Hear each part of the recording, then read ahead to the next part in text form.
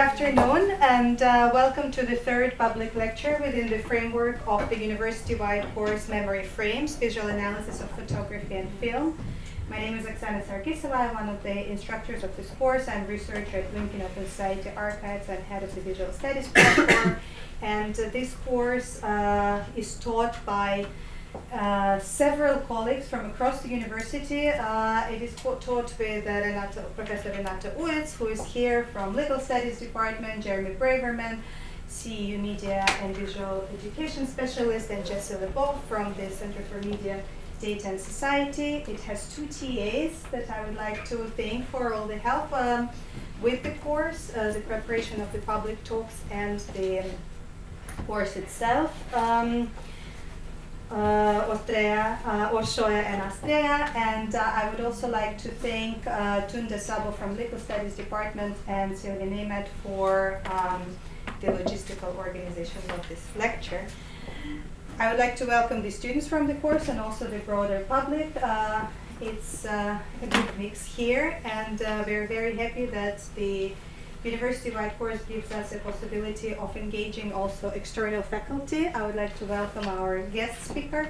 And before I introduce Jonathan Long, whom we're very happy to have with us tonight, I'll just tell briefly to the broader public that the idea behind the university-wide course Memory Frame is to engage with visual materials and with the methodology of analysis of visual materials from across the disciplines in humanities and social sciences. So our course has students from across the university, and that was the idea. It engages with the methodologies of analysis of primarily film and photography, and it discusses the relationship of the image to the notions of objectivity, the social conditioning of the interpretative frameworks, the appropriation and the redefinition of the visual imagery, and finally, as Jonathan's talk tonight, we're also moving to discuss the questions and issues of audiences and publics and receptions and principles of display.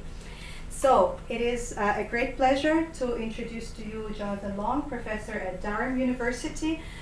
He's also a founder member of the Durham Center for Advanced Photography Studies and co-director of the Center for Visual Arts and Culture, and is currently head of School of Modern Languages and Culture.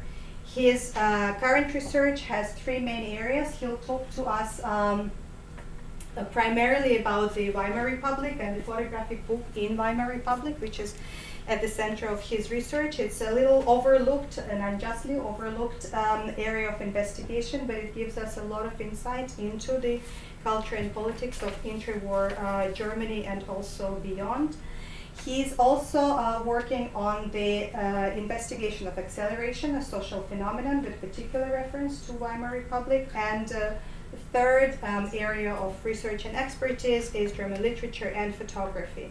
And Jonathan Long has published widely on the intersection or on all of these three areas. He is the author of Sebald Image Archive Modernity, and has multiple other publications on the relationship of Sebald's prose and photography. He also co-edited volumes on time in German literature and culture in 1900-2000, a volume on photography, theoretical snapshots, and a volume on fakes and forgeries, common and counterfeits. And the title of his talk is right here on the screen, 1924, the year of peace, with a big question mark, photography, publics, and Weimar Republic pacifism. So please welcome Jonathan Long, and we're looking forward to your talk and to the follow-up discussion. Thank you. Well, thank you very much, Oksana, and thank you to all of you for coming along to listen to this talk. So as I'm sure you all know, the Weimar Republic in Germany spanned the 14 years between the end of the First World War and the naming of Hitler as Chancellor of Germany in January 1933. And it's generally seen as a period of profound paradox, in that the extraordinary level of cultural innovation and vibrancy that we associate with the short life of the Republic took place against a backdrop of periodic economic crisis and persistent political turmoil. A recent historiography on Weimar, though, has dwelt less on this question of crisis and more on the opportunities for change that went hand in hand with the political instability of the early Weimar years. So the revolutions of late 1918 and early 1919 and the rapid transition from authoritarian monarchy to parliamentary democracy brought in their wake hitherto unimaginable transformations of the public sphere. Universal suffrage was established in November 1918, granting women and working class men full citizenship rights within the democratic polity. One of the tasks of the first Weimar government was thus to map, in the words of Eileen Canning, new relationships among the civic, family and state in the name of democracy, and to reconstitute the state to make space for the claims of a newly empowered citizenry. While the First World War and the revolutions that succeeded it led to the erosion of the structures of class and corporation that had come to dominate the Wilhelmine period, they allowed an array of new collectivities to come into existence.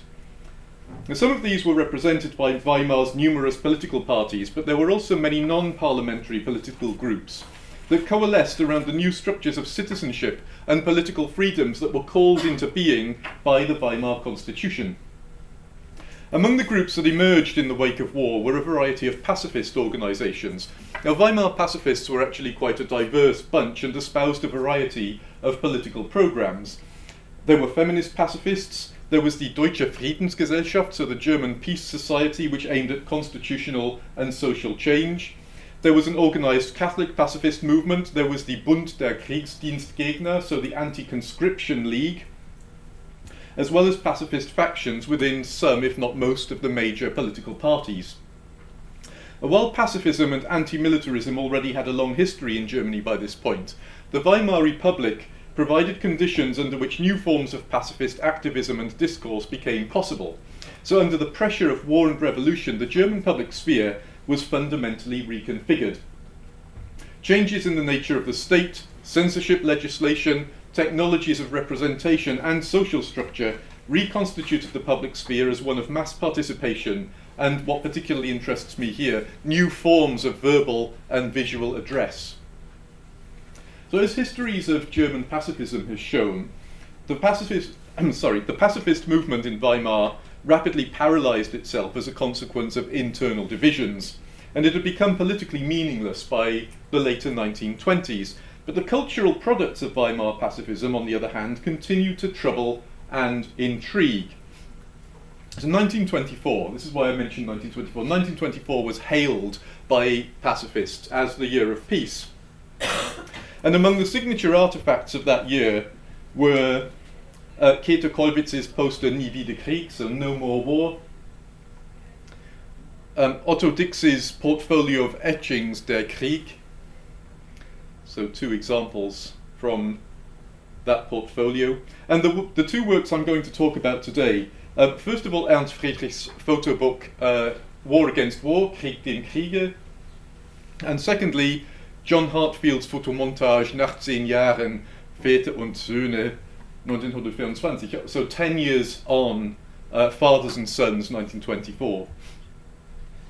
In what follows, I undertake less a formal or content analysis than an investigation into the constitution of publics by means of photographic exhibition as a way, hopefully, of understanding the claims that photography can legitimately make as a form of political intervention, and the hopes that we might justifiably invest in it. So if we start with Krieg dem Kriege, Ernst Friedrich was an anarchist pacifist, and we can see him, he is here. This is a page from his book, by the way. He was an anarchist pacifist who sought nothing less than the dismantling of the state as a form of political organisation and the total reconfiguration of child-rearing practices in the service of future peace. Among his many pacifist activities was the founding of an anti-war museum in Berlin in 1923. In the following year, he published the photo book Krieg dem Kriege, War Against War, which reproduced many of the images from the anti-war museum. So towards the end of Krieg dem Kriege, Friedrich includes the following appeal. Appeal to human beings in all lands to place more pictures at my disposal. I request comrades and sympathisers to send me, by registered post, war photographs, war reports, army orders, speeches, etc., in order that the material that has been collected for years may be made as complete as possible, and that the International Anti-War Museum, founded by me, may be further extended. All placards, pictures, songs, poems, books, toy soldiers, war souvenirs, statuettes, coffee cups with war slogans painted on them, handkerchiefs on which war pictures are painted, and in short, all things that in any way are connected with war and militarism are urgently needed for our museum. The photographs and other objects sent in will, if desired, be returned after a copy has been made for the museum. All journals and magazines sympathising with us are requested to reproduce the present appeal. And then the address. So I think what is interesting about this appeal, which on the face of it is actually quite banal, is what it tells us about the relationship between visual culture, forms of public address, and political agitation. It's a direct address, okay, made in the medium of print to no one in particular, apparently assuming the existence of the comrades and sympathisers, which it in fact rhetorically constructs. It maps its own interdiscursive terrain by mentioning numerous documents and other artefacts, photographs, reports, army orders, speeches, and the home front material culture of war, in order to establish the terms of its own intelligibility. At the same time, it articulates a clear position in relation to this existing discursive field, governed by the interlinked triad of pacifism, collection, and display. Friedrich's appeal also assumes that his text will generate feedback, that it will be received and responded to, and that the readership of this appeal will indeed contribute items to the collection.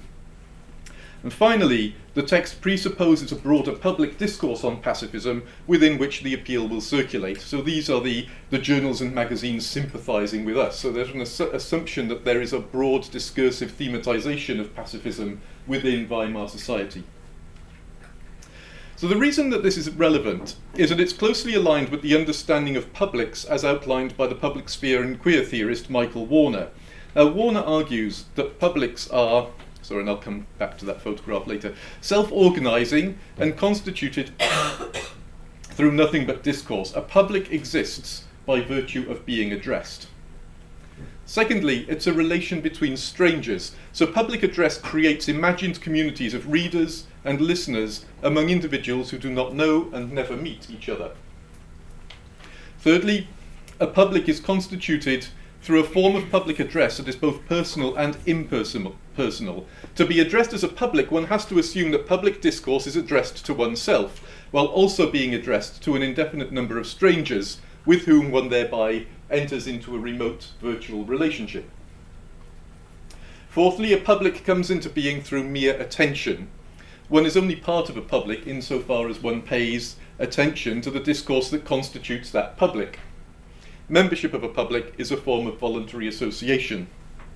And then finally, a public is a social space that comes into being through the reflexive circulation of discourse. Since a public is an ongoing space of encounter, no single text is sufficient to constitute a public. Publics are constituted over time through intertextual circulation. So in light of all these considerations, Friedrich's Krieg dem Kriege looks like an exemplary case of Warner's public discourse.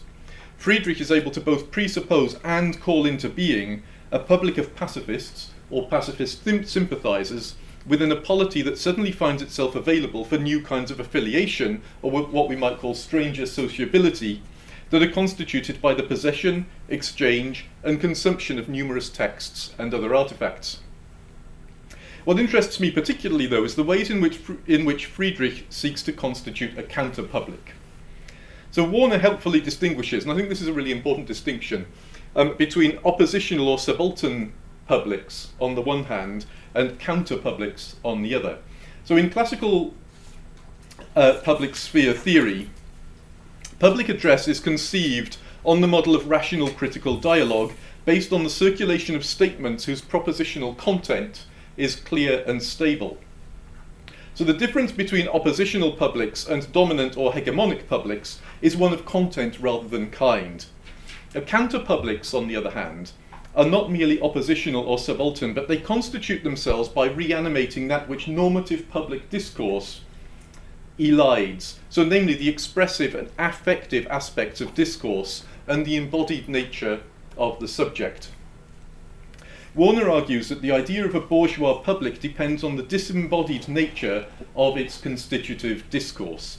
A counterpublic, properly understood, refuses this elision of the body, indeed makes the body itself a site for interpellation and turns it into a kind of a vehicle for stranger sociability.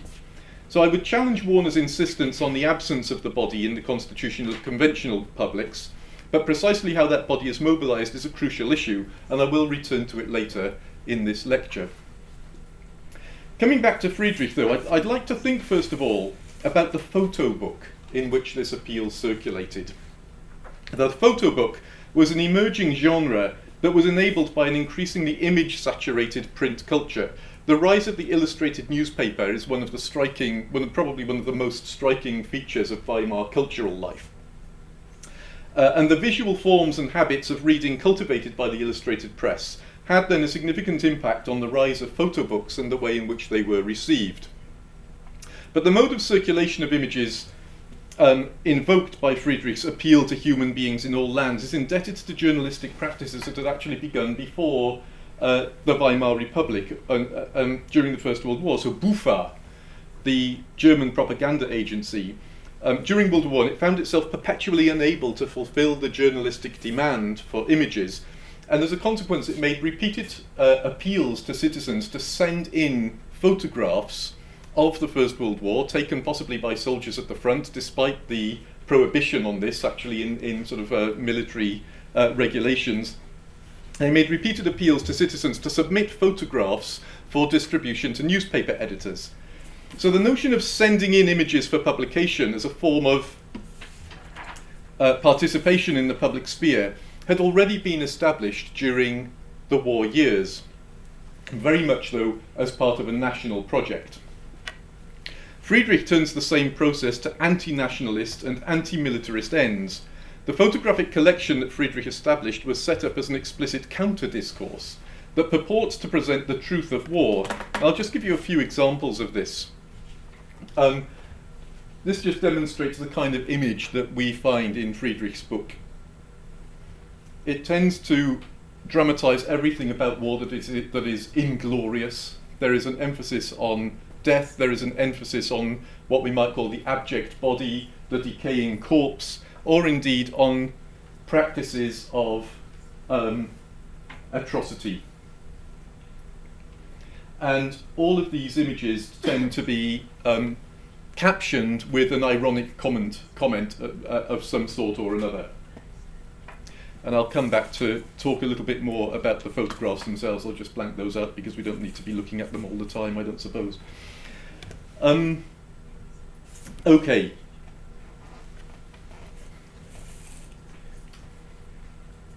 So as I was saying, the photographic collection that Friedrich established was set up as an explicit counter-discourse that purports to represent the truth of war, as opposed to the notion of war as an idealized and glorified phenomenon that you tend to find circulating in national discourse of the war years and indeed thereafter.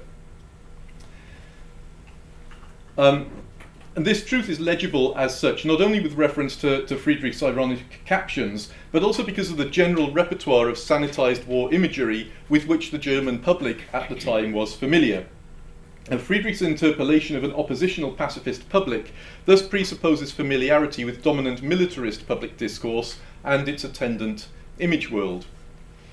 But stranger sociability, which in Warner's view is a defining feature of publics, is not something that's experienced exclusively in private communion with verbal or pictorial representations.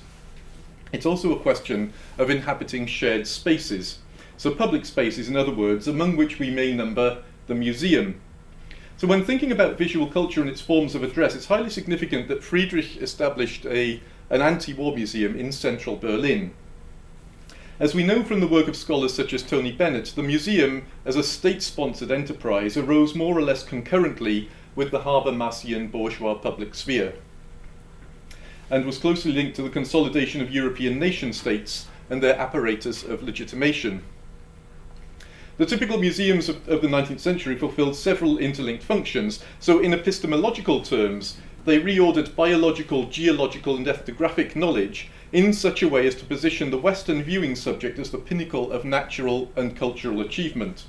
In geopolitical terms, they were organised to reflect the distinctiveness of historical lineage of the nation, or to control the national narrative. And in biopolitical terms, they formed part of the general move away from the spectacular display of monarchic power towards an exercise of power that was reliant on the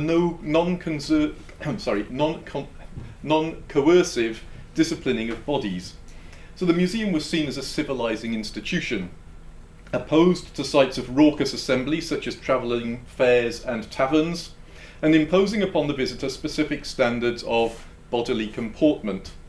The museum was to function as a space of emulation in which civilized forms of behaviour might be learned and thus diffused more widely through the social body. So museums were thus constructed as spaces of observation and regulation where the mutual visibility of visitors would mould the individual body to the requirements of new forms of public conduct.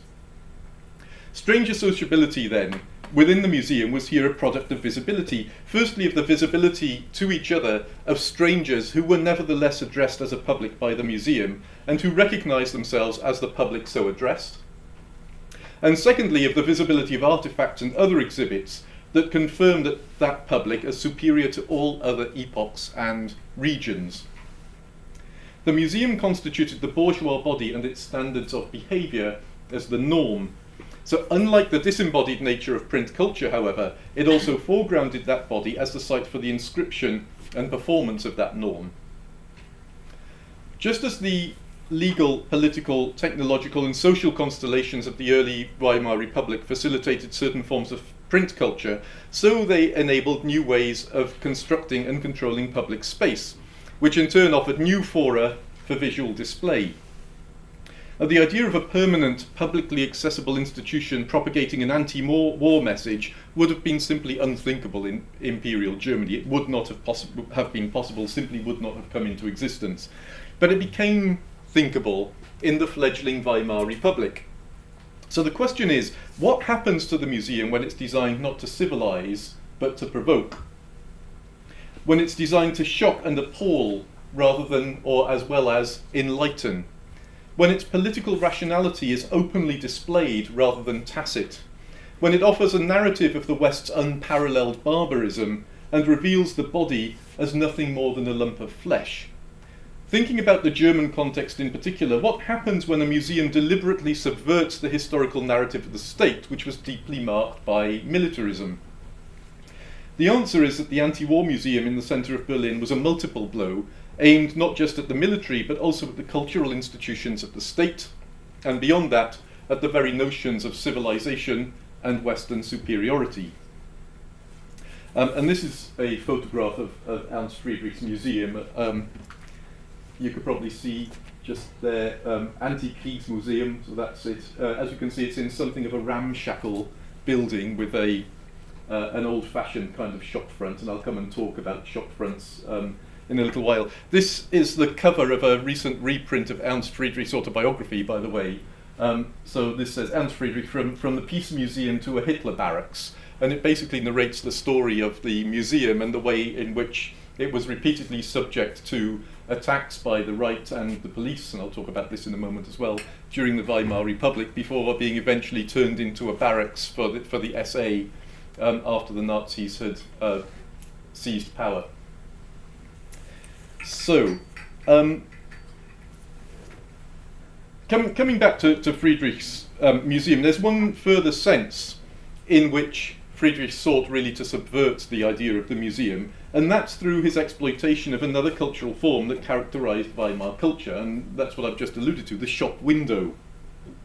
Now, since the invention of plate glass in the mid-19th century, display windows had grown in size and become a marker of the new department stores.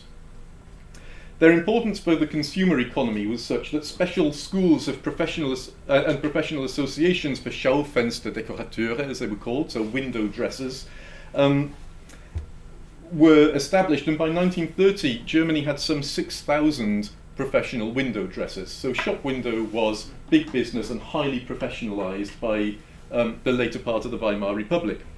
The typical Weimar display window was seen, in Janet Ward's words, as a vital interactive spatial membrane along the newly streamlined facades of metropolitan buildings. Now, the small scale and age and slightly ramshackle nature of Friedrich's premises here precluded that sort of phantasmagorial extravagance of the department store. But he nevertheless drew on the aesthetics of the display window, aligning his project with sensation and consumerism, and foregrounding the aspects of voyeurism and desire that museums both trade upon, but also seek to repress or suppress. The anti-war museum as a site of display is of course a crucial factor if we are thinking about photography as public discourse. Photographs were central to the rhetoric of the anti-war museum, so contemporary installation shots, and I'm afraid there are very, very few installation shots of Friedrich's museum in existence, and this is quite poor quality. As you can see, it's taken from a contemporary newspaper. But these contemporary installation shots show a medley of objects spread on tables, so tin soldiers, and just there you can see the Pickelhaube, you know, one of these spiked German military helmets. There are etchings by Otto Dix on the wall, and photographs packed into display cases or hung haphazardly on the walls here. The external window of the museum was also packed with photographs, including images of seriously wounded war veterans. I'll return to these images later, but suffice it to note for now that the anti-war museum thus sought to extend its control over space outwards, claiming a portion of the street by means of photographic exhibition. So rather than being an edifying portal to culture, the exterior of the anti-war museum took the form of a shop window and offered a spectacle that was horrifying and fascinating in equal measure. In doing so, it addressed a very different kind of public from that addressed by the conventional museum.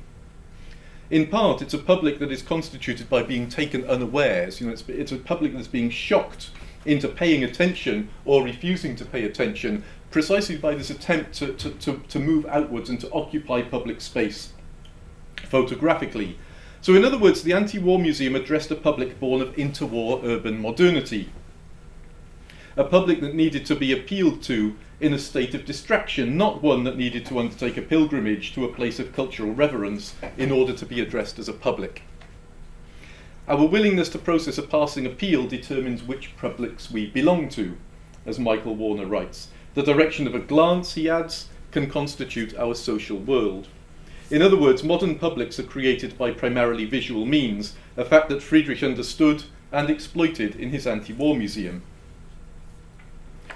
But Friedrich's shock tactics in the public arena had further ramifications, so some of the photographs of wounded veterans that he exhibited had already appeared in the communist press in the immediate post-war period. Here's an example. Now, however, the museum and its exhibits rapidly became well known through reviews and reports in what we might call the bourgeois press, the press aimed at the moderately affluent middle classes, which themselves contained photographs. The visual culture of pacifism thus came to insinuate itself into the home, addressing thereby a different public, demanding a more conventional mode of immersive attention perhaps, and possibly leading to a visit to the anti-war museum in person. Warner argues that publics are constituted by the temporality of the relevant forms of discursive circulation, with politics taking much of its character from the temporality of the headline, not the archive. But in Friedrich's case, I think there's an intriguing relay between the headline and the archive, as newspaper images are retooled, integrated into the semi-permanence of the museum, and then recirculated in the news media in a way that extends and prolongs their political efficacy. Furthermore, we've already seen that Friedrich's book Krieg dem Kriege included an appeal to donate war-related domestic objects to the museum. The museum not only addressed, but was partly constituted in its very materiality by the public that it appeals to. So what Friedrich's example suggests is that in the visual photographic constitution of publics, there's a constant transfer between public space, print culture, and the domestic sphere. Now, the most shocking, striking, and contentious exhibits in Friedrich's museum were the images of soldiers with horrific facial injuries, which, as I mentioned earlier, Friedrich displayed prominently and later incorporated in Krieg dem Kriege. So the reception history of Krieg dem Kriege is dominated by discussions of these images, and there are quite a lot of them. I'll show you a few and then I'll blank the screen. The worst ones are coming, so if you want to turn away, now's your opportunity.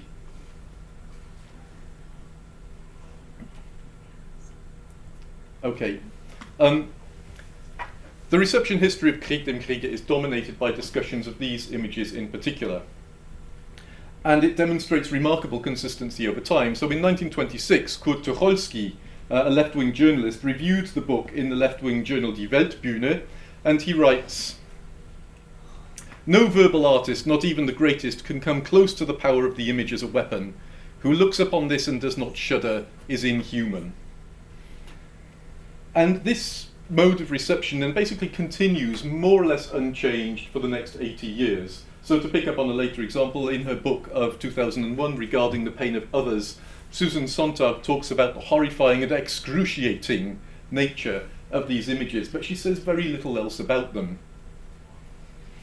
There's broad consensus that Krieg dem Kriege is an attempt at social intervention. It's an artifact that sought to act upon people. But few of the critics who have written about Krieg dem Kriege say much beyond how horrific the photographs are. And this critical impasse suggests to me that horror is perhaps just not the right concept that we need to invoke in order to understand these images. It seems to me that Krieg dem Kriege is best understood in terms of disgust. The theorists of disgust have noted that the decaying corpse and the mutilated body displaying on the outside what should remain hidden within. So things like bone, tissue, blood, pus, excreta, etc. But these are the preeminent stimuli of disgust reactions. In this light, the numerous corpses piled up in Krieg dem Kriege, the numerous disfigured faces, can be seen as obvious sources of disgust. And this is particularly true, I think, of the facial disfigurements, which disrupt the usual function of bodily orifices. The mouth, for example, has always been a troubling sight for Western aesthetics, since it's a part of the body that offers access to and has the capacity to display the interior of the body. So in classical aesthetics, the open mouth is just thus repudiated as a potential cause of disgust, and classical art kept mouths firmly closed. And this sort of prohibition on the open mouth actually carries over quite deeply into the history of photography. So it's often said that early portrait photography makes people look miserable because they can't smile because of long exposure times necessary. By about 1870, 1875, this was no longer the case. Right? Shutter speeds and film stock by that time were fast enough to capture a smile on paper utterly unproblematically. The prohibition was a social prohibition on displaying the interior of the mouth. And that's why you don't get people smiling in early portrait photography. It has nothing to do with the deficiencies of the medium. I say that as an aside. So classical art then keeps mouths firmly closed. The images in Friedrich's book, on the other hand, show mouths that are grotesquely not just open, but shot away, or in the best case scenario, surgically replaced by a stoma. In some cases, the soldiers depicted return the camera's gaze and allow eye contact, which, as the anthropologist Alfred Gell suggests, is the basic mechanism of intersubjectivity, because to look into another's eyes is not just to see the other, but to see the other seeing you. But in these medical images, as in, for example, criminal or ethnographic photography, this intersubjectivity is attenuated by the visually encoded power dynamics that robs the other of full subjectivity and precludes proper intersubjectivity. When we're also confronted with destroyed mouths and missing jaws, which show that all that is inside is animal flesh and a gaping void rather than subjective interiority or mind, which we would normally infer on the basis of eye contact, intersubjectivity becomes impossible, and in its place, I would argue, arises disgust. So it's important at this stage to note that disgust reactions are primarily bodily reactions. As Winfried Menninghaus, the author of a very long study, of disgust in Western thought points out, disgust circumvents the intellect.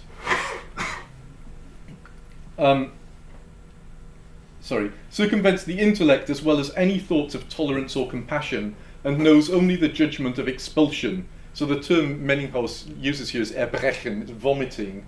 Right, that's the term he uses for expulsion.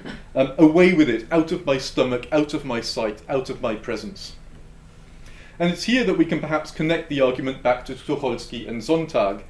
Tucholsky uses the word schaudern, to shudder, and Sonntag uses the word excruciating. So the literal meaning of excruciating means causing pain by torture. These are fundamentally corporeal responses.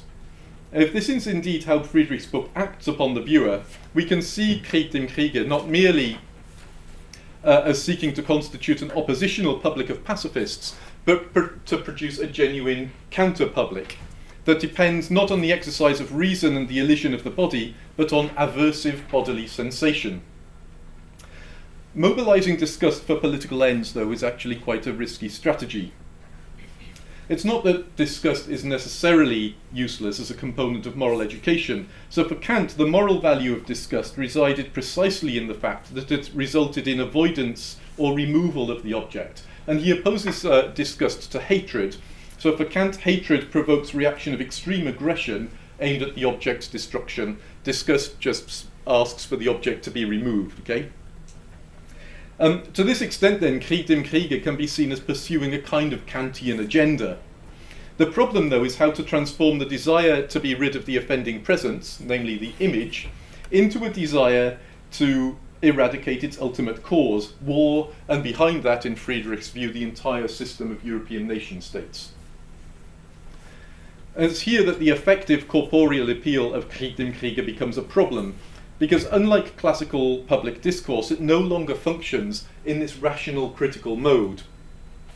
One of the benefits of classical conceptions of the public sphere, which assume that publics are constituted through the circulation of propositionally stable statements, is that any member of a public can be reasonably certain that these statements are being read in more or less the same way by all members of that public. A counter-public that's called into existence in part through the stimulation of highly affective or somatic responses, on the other hand, might offer a much less stable form of stranger sociability. Thus, while for Tucholsky the ability to shudder at Friedrich's image was a marker of common humanity, disgust actually manifested itself in very different ways among the representatives of Weimar society. The Berlin police removed 77 photographs from the window display of the Anti-War Museum, just to give you one example, and to give you another. The executive of the Bavarian Military League submitted the following statement to the Munich courts. So, war against war, Krieg dem Kriege, represents the lowest and most despicable slander of the old army, and pursues through malicious juxtapositions the intention of denigrating the old army and rendering individual members thereof worthy of contempt. We object to the continued existence of this book. Which means, of course, out of my sight, out of my presence. We're back to Menninghaus. So insofar as Krieg dem Krieg led to opposition then, it was an opposition to Friedrich.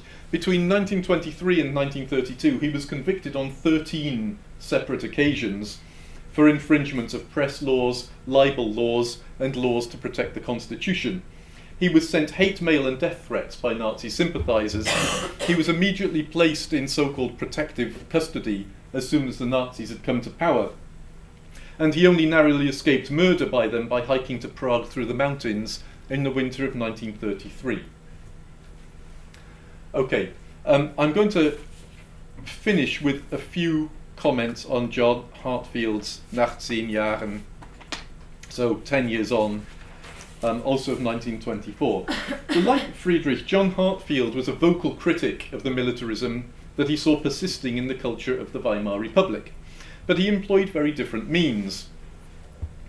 Nach 10 Jahren, Väter und Söhne, so 10 years on, Fathers and Sons, is the first of his politically charged photomontages and paved the way for the well-known work that appeared in the communist newspaper, the Arbeiter Illustrierte Zeitung, or the Workers' Illustrated News, which was the major sort of communist illustrated periodical circulating in the Weimar Republic. This image here combines a row of adult human skeletons and a full-length portrait of General Karl Litzmann. Very young military cadets are processing along the bottom part of the image. So a decade after mobilization for war in 1914, Hartfield appears to argue, Germany is still in the grip of an authoritarian, militarist ethos and is still preparing children and young men for war. The result will be their mass, anonymous death. But there's more to it than this, for Hartfield's photomontage presents us with two fathers and two sets of sons. The young cadets are the sons of the missing generation of fathers represented by the skeletons, and the skeletons are themselves the sons of the generation represented by Litzmann here. Because the middle generation is present only as dead, and therefore absent, a metaphorical relationship of paternity is established between the German military state and the young recruits. The German military then becomes the symbolic Überfather that repeatedly sends generations of its own sons to their deaths on the battlefield, and meanwhile the living embodiments of that state, personified by Litzmann, not only remain themselves unchanged, but acquire ever more badges of approbation in the form of all these medals on his chest, every time this happens. So the state is represented as congratulating itself in the cyclical slaughter of its own sons. There's also, of course, a self-reflexive moment at the heart of this montage. So the master tropes operative within the image are those of production and reproduction.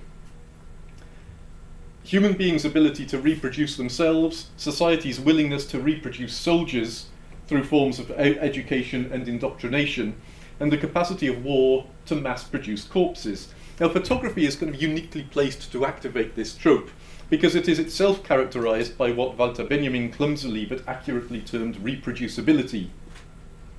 The skeletons are all the same skeleton, photographed from several slightly different angles, but nonetheless recognizable as the result of a reproduction process that is, at least in principle, infinite.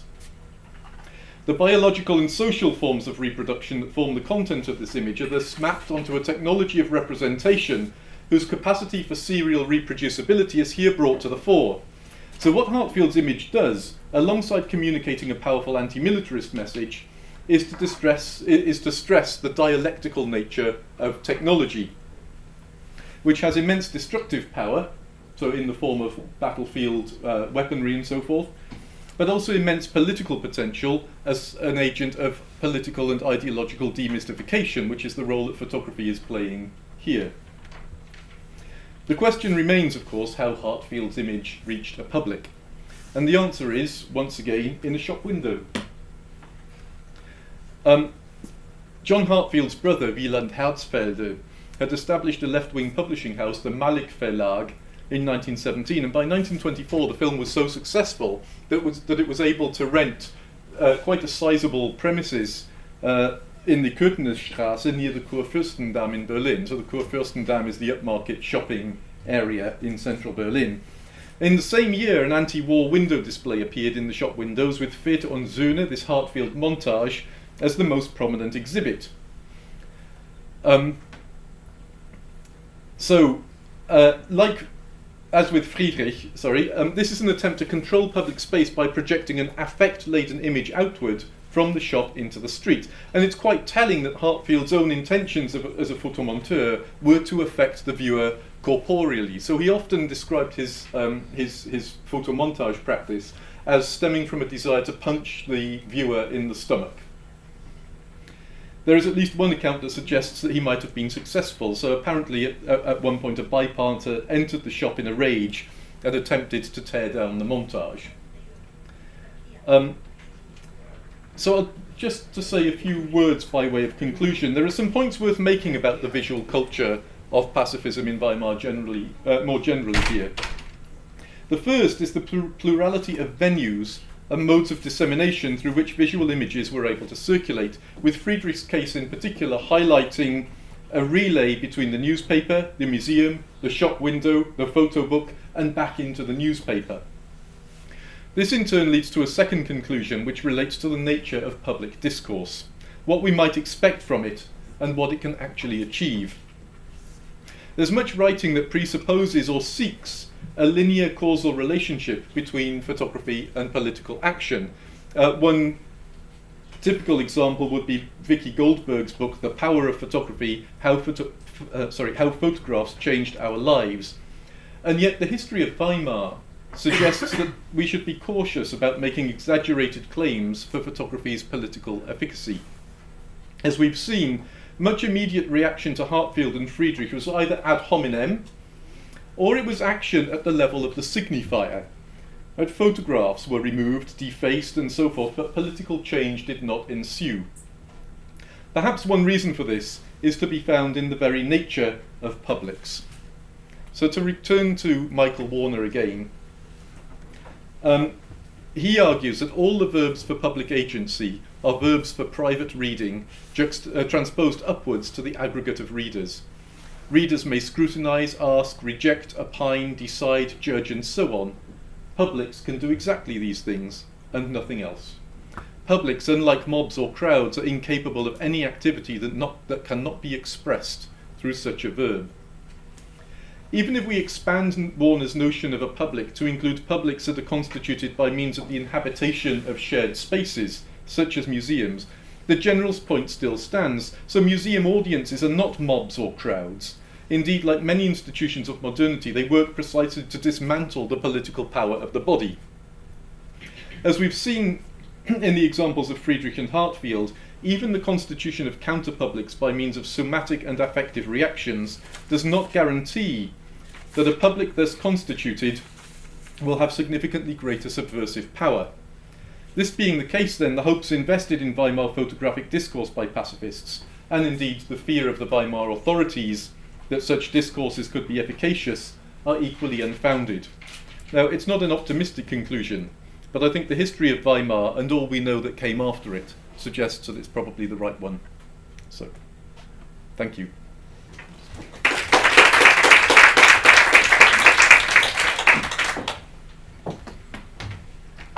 Thank you very much. No matter how much we are looking for an optimistic conclusion, I think I'm that was sorry. a very sound and a highly elaborate argument that surely resonated with a lot of you also working on different topics now for your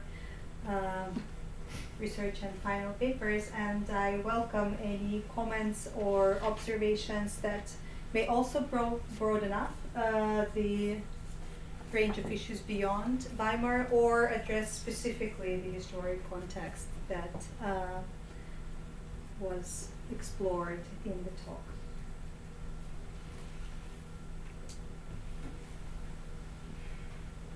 Yes.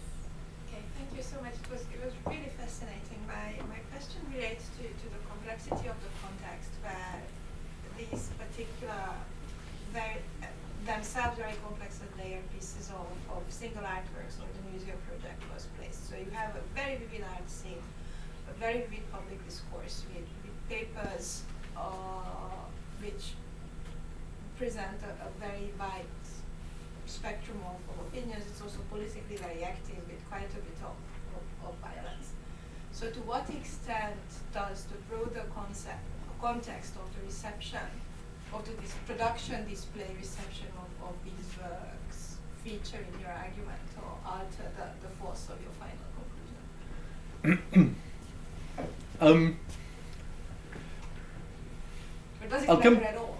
Well, I'll come to your question about the final conclusion first. I think that the broader context is the reason that I've reached this quite pessimistic conclusion, because I think one of the things that you find throughout the Weimar Republic, but elsewhere in Europe as well, of course, is a faith in the utopian potential of art to transform human perception in a way that ties in with more general desires to bring about a change in human society. So there is a utopian thrust in a lot of the photographic theorizing that goes on in the Weimar Republic, not least by people like Laszlo Moholy-Nagy, for example, who is working in Germany at that time and has a profound commitment to the notion that we can change society by changing the way in which people see the world.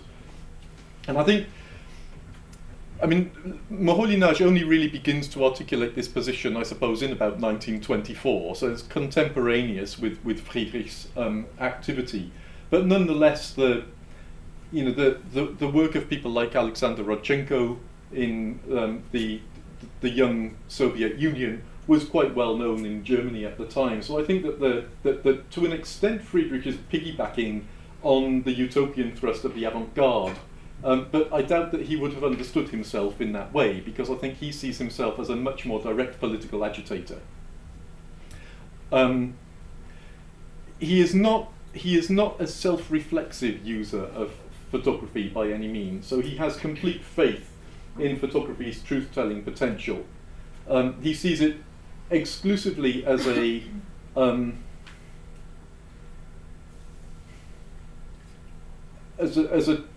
tool of demystification, which of course is one of the things that it's one of the weaknesses of this project, because once you start insisting on the objectivity or factuality of photography, then you end up conducting a meta debate as to what is factual and what is not. So I think that's one of the weaknesses of his position. But nevertheless, his use of photography, I think, seems to be part of a general culture in which the visual media are seen as a...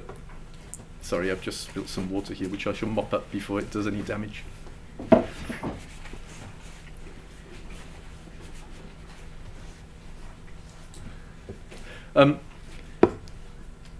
When somebody put this, when one of your colleagues put this water on the desk, I was thinking, right, must make sure I don't spill water on the computer. This one, there's classic Freudian parapraxia. Apologies.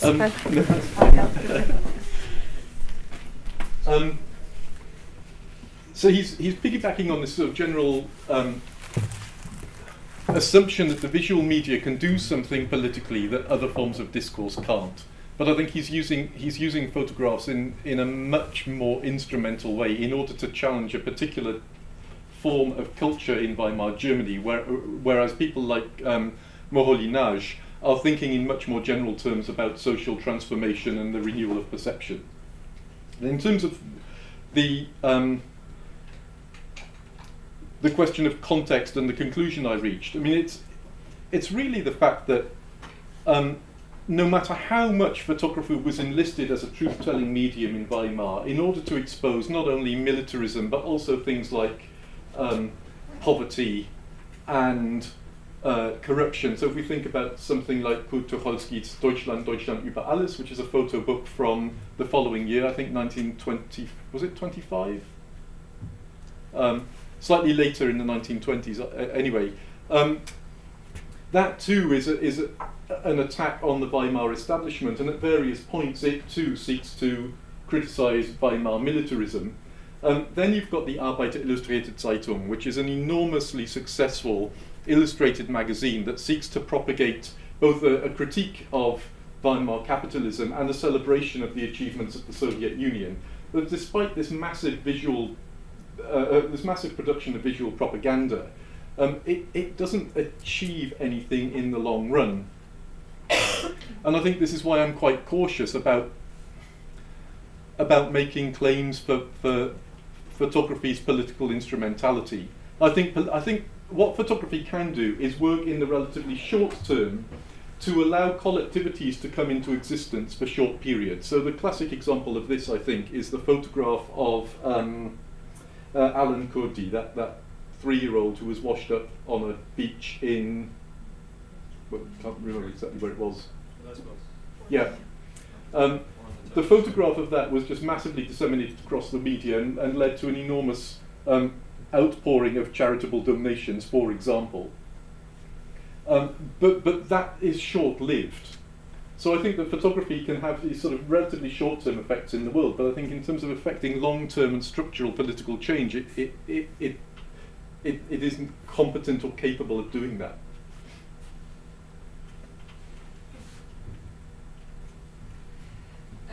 Thank you. I also very much enjoyed the talk, and I was thinking in the meantime how I'm researching historical revisionism, and for me, photography and visual materials are highly important to see through nuances of the creation of grand narratives, and I think also today it's very important that we reflect, and I think I'm a little more convinced about the political power of photography than you are maybe. But one of the peculiarities or particularities of this album, of Friedrich's album or book, is it's the photograph's relationship with the text, the annotations. Yeah. And you haven't elaborated on those, but I was wondering if there's a specialty about this book that's not just in its specific or dramatic approach towards pacifism, but also the way he handles his own opinion, or he's constructing this narrative of pacifism next to photography. Which one is the context? Which one gives us more information? Which one is more propagandistic in this way? I was wondering about your opinion. And which is more propagandistic is the place I'll start, if that's okay. And I think that the rhetoric of this book is based on this fairly crude irony or sarcasm, where you have an image of decayed corpses, for example, and then a caption which could be a quotation from Kaiser Wilhelm, for example, where he says something about, war suits me just like a trip to the spa, or something like that. And this is the dominant rhetorical mode of the text, and I think that to an extent it works, but it becomes very tired very quickly. I don't know whether you felt that about it, but I kind of felt more nauseous about the annotations and right. Of course the photographs themselves were, but we're kind of like, I think, more desensitized towards these images today than the public was in the 20s. But these sarcastic remarks for me were giving a very different context. Right. Yes. In what sense? In if like I kind of felt, but maybe it's something totally far-fetched, but relationship with comic books of the age, or like comic drawings, these typical exaggerated annotations. So kind of like I felt there's a comic relief that's not supposed to relieve, but supposed to highlight something, but it still has a comic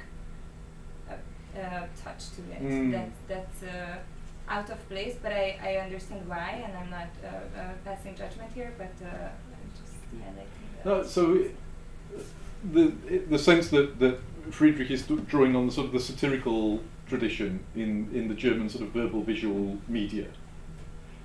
No, so you're scandalized by the fact that some of these ironic juxtapositions sort of involuntarily make you laugh, even when you feel that there is something about the subject matter that should preclude any. Yeah, that's a really interesting point, which I will think about further. But I mean that would also cause us to think then about bodies and what sort of what kind of publics then are constituted by collective or individual laughter. I was in the National Gallery in Stuttgart a few years ago and started laughing at a picture in this large gallery, and then my laughter echoed around, and I sort of felt terribly self-conscious, because you suddenly realise that you're not supposed to laugh in art galleries, or if you do it very quietly to yourself. And if we were all to go around art galleries laughing all the time, how would that constitute us differently as a public? Or the same in classical concerts, where you can't express any kind of emotion at all. And the English composer Peter Maxwell Davies was almost kicked out of music school for laughing at a Haydn symphony, for example. So I'm kind of interested in general in the way in which we internalise these norms of bodily conduct, and then what happens when these norms are subverted. So I thank you for that insight. It's a really interesting one.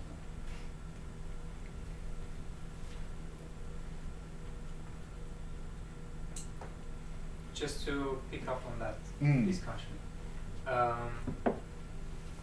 then laughter and disgust are very different reactions. They are. both kind of gut reactions. In a Yeah. sense. Though for laughter, I think you need a bit more of reflexivity and context. So, what's the explanation for that, if you think? I mean, is it what you were suggesting is desensitivization, right? When you were presenting, kind of, we lost. But is that possible? So I'm just thinking. I was really drawn to your explanation of how disgust, like a kind of a gut reaction, would be an explanation for how these pictures would work, and then trying to project that in the future and think of the Second World War and also all the images coming out of that and further on, and how we became completely insensitive to this type of images to a certain extent. Yeah. So I think there are two questions there. The one is how does laughter relate to disgust, and the other is, I suppose in a way, what do we do with this book now, when photographs of atrocity and mutilation and mass murder are familiar to us from a whole range of other cultural representations, to the extent that we've become desensitized? Is that I mean, in terms of laughter and disgust, I'll have to give this some further thought, but I have to say that I didn't laugh when I read Friedrich's book, but there is a but I no or not it's but it's almost disbelief. I don't know how to describe this reaction, but it's almost it's when something is so. There are forms of humour that aren't funny because they're too outrageous to be funny, I suppose. So provoke. And and it's almost provoking you to laugh, or sort of inviting you to laugh, or challenging you to laugh, and you realise that you can't, even though that's what you're being asked to do. Perhaps. But also, sorry for that. So the glass windows, the photos themselves, Yes. Did not have the text. No, they didn't. So there's a different relationship between text and Yeah. image in the book versus the displays. Right? Yes. And I think Sorry, just to the captions of the facial disfigurements are also not sarcastic or ironic, as a rule. They tend to either say what the occupation of the person had been, or the kind of treatment that he had undergone. So you might get the number of operations. You know, this man has undergone 52 operations or something like that. And I think that's the one section of the book where the irony is largely dropped, and something much more factual takes its place. But I will think further on this question of what those captions are doing and how that might complicate my arguments. So thank you. In terms of the desensitization, I think that's really difficult, and I don't think I have a ready answer, but I do think that the photographs of the facial injuries in particular are still deeply shocking, precisely because I think that's something that we tend not to see. You know, so if we think about Holocaust imagery, we are familiar with piles of bodies. The bodies are emaciated, but they're largely intact, whereas what you have here is a body that has just been torn apart. And I think that's what makes them, and it's precisely that display of the inside in a quasi-pornographic way that still allows them to be sort of deeply affecting. And I think what I was saying about the failure of intersubjectivity could perhaps also begin to account for that, because we are offered a gaze with which we cannot communicate in any meaningful way, partly because of the nature of facial wounds, and partly because of the conventions of medical photography that preclude intersubjectivity. And I think perhaps that's one reason why they continue to work on us in these visceral ways, and why the desensitization argument. I think this also explains why it's those photographs of facial wounds that are the continual and persistent focus of the critical attention that's been devoted to this book. Nobody really writes about the other images in it. They write about the faces. And I think that might be one explanation why. So I think, did you have a question or a comment? Yeah, I'm not sure if it's a question, comment, or what. I'll work it out as I go. I think all of the time that you've been speaking, I've just been thinking about affect theory, because with gender studies, and we take this affect theory module, and it blows my mind on a weekly basis. It's incredible. And I was thinking about shame and disgust and the responses that we have when we're confronted with images that speak to what we are as human beings and what we're capable of doing. And this, certainly for the British as well, laughter is not a straightforward, joyous response. Not It's necessarily. quite often a shame response. Mm. It's a way of dissipating some of the horror that you feel in certain situations, be that very viscerally or very consciously. It's a way of kind of almost removing yourself from the situation. And I wonder if maybe in the same way, a similar way, captioning the photographs in this way is a means of triggering that effective response in the viewers as well. Yeah, so that was one thing, and if I can just Yeah. kind of, I'll just keep talking now, sorry.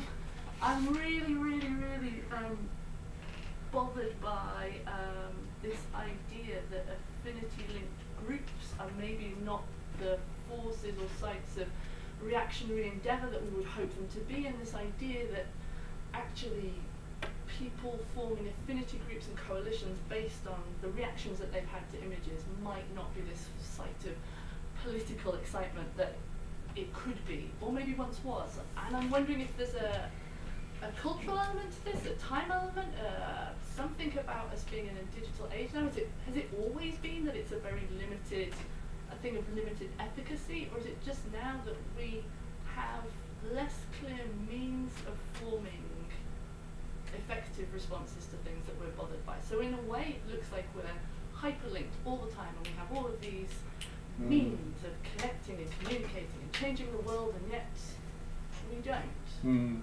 And maybe some of that is because we see these things in our little rooms, we're exposed to images on our little phones, and we're just, cyborgs muttering away. Whereas before, shop fronts, you came together as a community, and you found people within your community, and you had platforms and fora where you could go in person and agitate and I mean, I think in answer to your latter question, what the media have always done, I think this is why Michael Warner is a particularly interesting theorist to think with, is atomize in the very moment of constituting collectivities. So we see ourselves as a member of a collective, as a member of a public, in his words, but we do so from the comfort of our own living room or from behind our computer screen. And one of the things I think Warner doesn't really talk about, but would be interesting to dwell on, is how do you transform a public into a crowd or a mob that in a way that mobilizes the body for political ends? And it's a question to which I don't have the answer.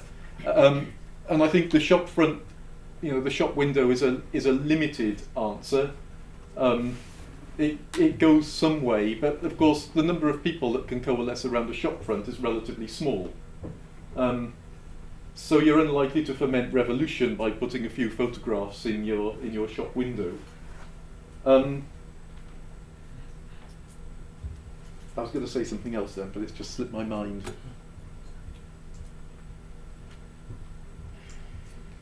But I think if we're thinking about media theory in general, I'm always wary of kind of the rhetoric of revolution or the rhetoric of rupture in theory, because it seems to me that the print media, where your newspaper is delivered to you by a delivery boy, as for example the Arbeiter Illustrierte Zeitung, this communist newspaper was in the Weimar Republic, it seems to me that is already performing the act of atomization, even though the explicit purpose of that particular publication was to create a collective.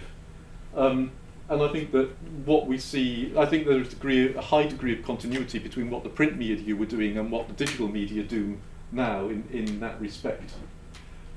And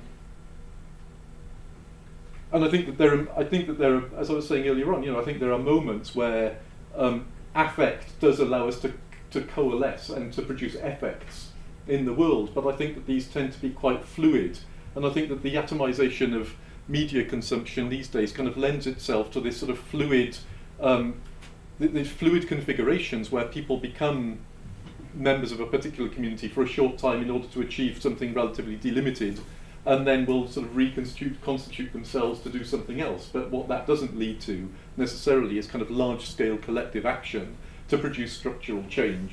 I think there is kind of an ameliorative dimension to all of this.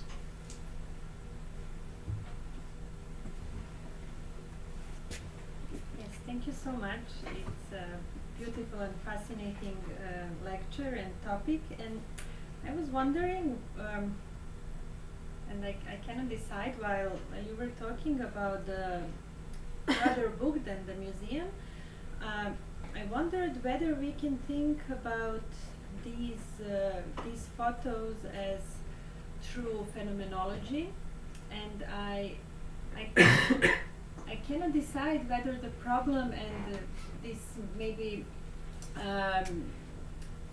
non-political potential within these photos comes from them neither stopping experience nor starting the experience somehow. So I wondered if, so there is so much context needed in order to understand them. So we have to know that there was a war behind these bodies in order to be sure that, so I'm kind of on board with you that there is no political potential in this photo itself without the larger context. But then I wonder whether it communicated with left-wing organizations at that point in any way. Was it in any way, at any point, some mean of mobilization of any political practice?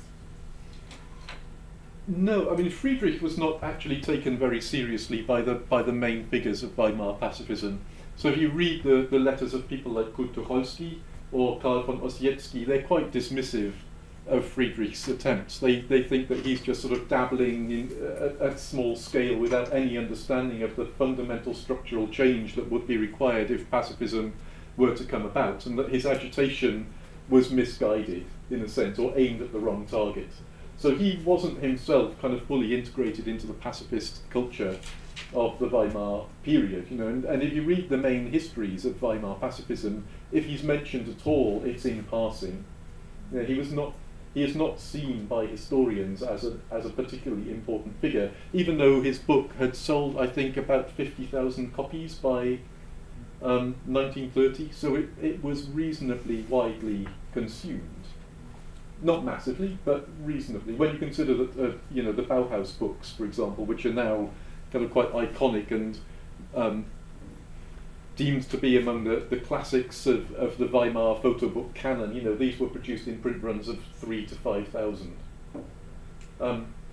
So in that sense, you know, Friedrich wasn't particularly plugged into other pacifist networks. You know, he's operating as something of a maverick. And I think one of the reasons is that he doesn't espouse any. His political program is unaligned with any of the programs of the main political parties or the main pacifist organizations in Weimar. In answer, so your other question was around the truth value of photography and how that relates to its propaganda value. I mean, the structure of image and ironic commentary is based around the assumption that words lie and pictures tell the truth. You know, that is the underlying rhetoric of this book. And so you can expose the fallaciousness of the word by showing the picture. The problem with this is that other theorists of the image in the Weimar Republic make precisely the opposite point, which is the image can lie, and the only way you can prevent it lying is by giving it a caption. So if you read the photographic theory of Bertolt Brecht, as it's outlined in his essay Der Drei-Groschen-Prozess, the Threepenny Lawsuit from 1931, or if you go and read what Walter Benjamin says about the caption in his work on photography theory, they, along with other members of the left, are really quite iconophobic. They are worried about images because images to their mind have this semantic instability that constantly needs to be anchored by the caption or by photo montage. And what photo montage does is undermine the naturalness of the photograph, or the perceived naturalness of the photographic image, and foreground its own rhetorical recruitment in to a particular political cause.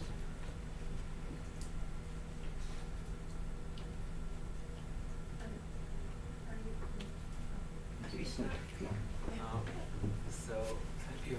It was really fascinating. But I want to go back to affect for a while, because I think it's really interesting how you wanted to mobilize disgust for political action, because exactly because of what you said about like disgust being this like need to like reject and like spit out and to kind of distance myself from. And then I keep thinking of like Facebook and the reactions that we can give on Facebook to like posts that we see, and there's like surprise and like crying, but there's no disgust, because it's such a like a different register of affect.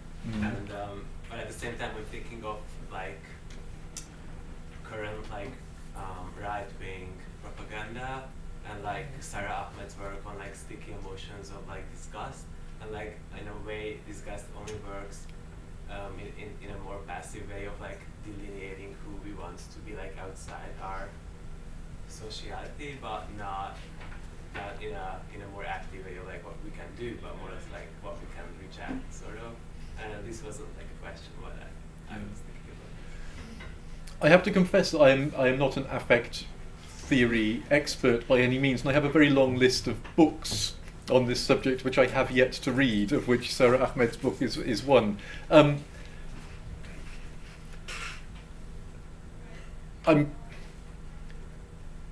mean, basically, I think you're probably right, and the work on sort of moral disgust that I have read suggests that it's particularly well used by the right in order to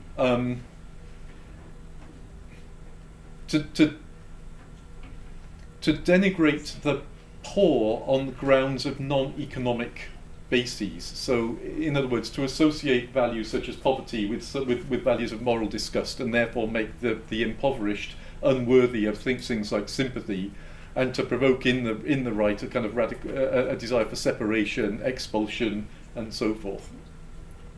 And I'm sure that ties in with what you've been saying there.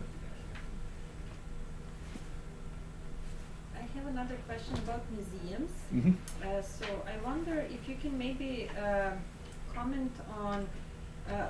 First question is whether First World War was placed in museums at the same point when anti-war museum was established. So was there any hegemonic way of narration through that type of institution?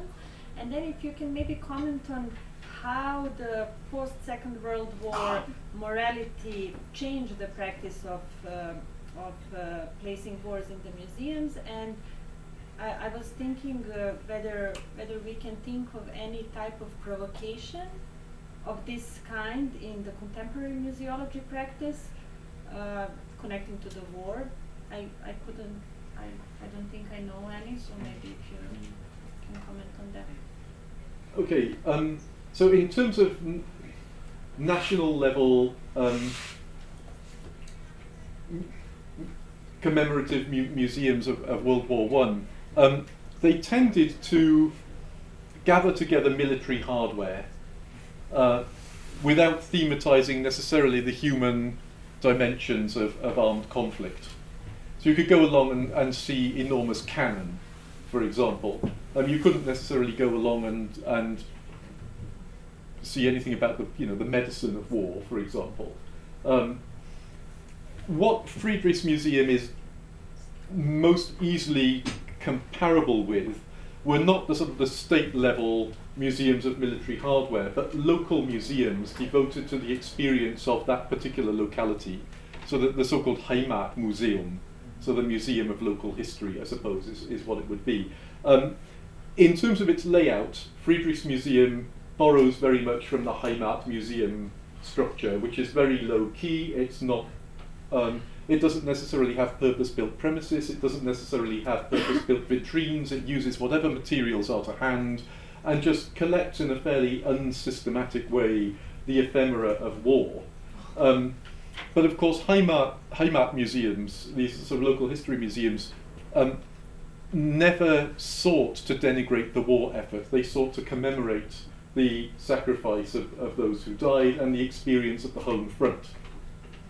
So what Streebek does there is take a particular cultural form and invert its political purpose, if you like, to do everything that the Heimat Museum would not do.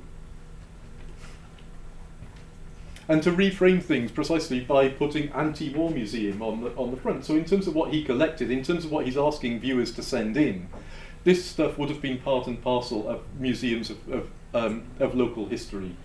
You know, little war memorial trinkets and, you know, cups with war pictures on them and handkerchiefs with war pictures on them. It's simply the framing within an anti-war museum that turns their meaning on its head and begins us to question the everyday material culture by means of which we are all acculturated to accept war as a, if not something natural, then something that is culturally valued, and heroic death on the battlefield as a kind of desired outcome of a successful male upbringing.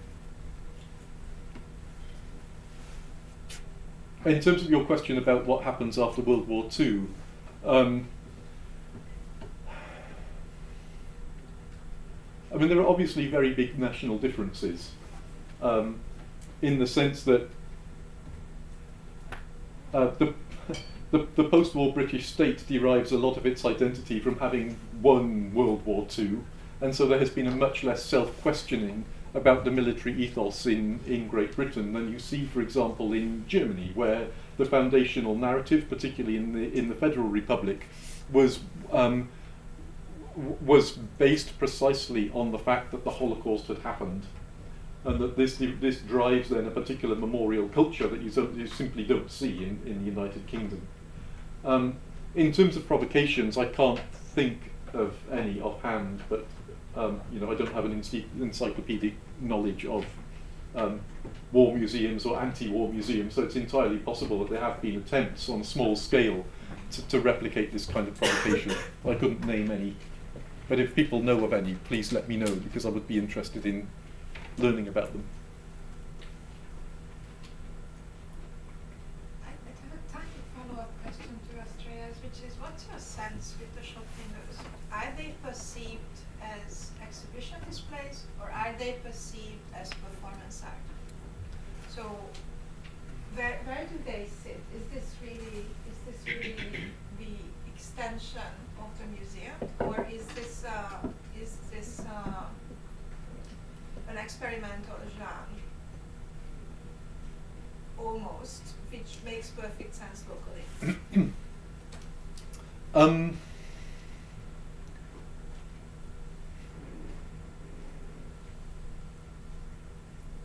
I mean, my feeling is that what Friedrich does, at least in the case of the Antikriegsmuseum, is to take the form of the Heimat Museum and to mould it to the particular structure of the building that he happens to acquire. So he bought this house because he got an inheritance, and the house already had that enormous window in front of it. And I think that then, sort of in a fairly opportunistic way, and driven purely by the affordances of the premises in which he found himself, he saw this as an opportunity to turn the museum outwards.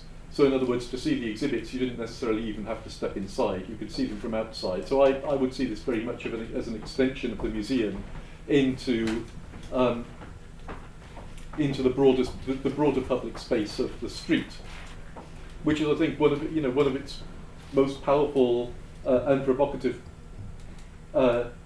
political effects is to do precisely that.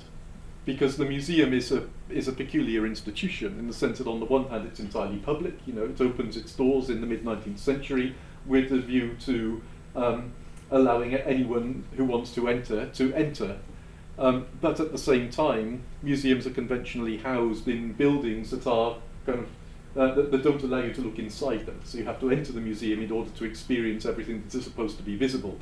whereas Friedrich undermines this by making visible everything that is inside on the outside, and in doing so he kind of replicates the gesture of displaying the wounded bodies. So that's just something that I'm thinking aloud really, and I'll pursue that further because there might be some mileage in it. Thank you. Well, I think it was really a very productive discussion, also in anticipation of our tomorrow's seminar. I found it very interesting that you brought us these two very different examples. So one really trying to kind of enhance the indexical value of the photograph, really to stand for what it is. Another is very sophisticated composite image, which exactly highlights the technological layers of production, right? And both of them are actually achieving similar results in a way that rather than kind of converting the audience, they're just enhancing the differences, and they do inspire some kind of reaction, but usually that's reaction by reinforcing the previously existing set of values. So we have the audience, criticizing the War Museum or protesting Hartfield's collages, but they're coming from very different ideological set of views, which are reinforced, ironically, by faced with a very different type of ideological message. So in that sense, there is some kind of response of the audience, but it's not the same kind of creation of the public that both artists or both people who use these images or create these images might have hoped for. So in that sense, there is really a very complex relationship of the images with the pre-existing set of knowledge and the context in which it is exhibited. And I think this is something that we'll take further into tomorrow's seminar. Sounds and good. Unpack a little bit. And I would like to thank you very much and all our audience for joining us tonight. Thank you.